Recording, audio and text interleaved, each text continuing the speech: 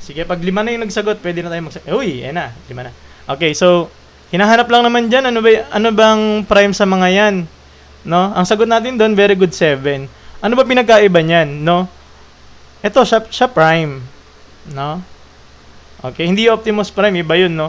Pag sinabi natin hindi prime, kasi tinan mo siya, 4. Pwede mong i-multiply si 4, tsaka 1, di ba? Tapos, meron ka namang 2 times 2. Okay, ito naman si 9, meron kang 1 times 9, tsaka meron kang 3 times 3. Okay, ngayon, si prime, eto siya. 1 times 7. Wala nang iba. No, si 15, meron siyang 1 times 15, meron siyang 3 times 5. Nakikita nyo ba ang pinagkaiba? Tingnan mo to, si 4. 1 times 4, 2 times 2.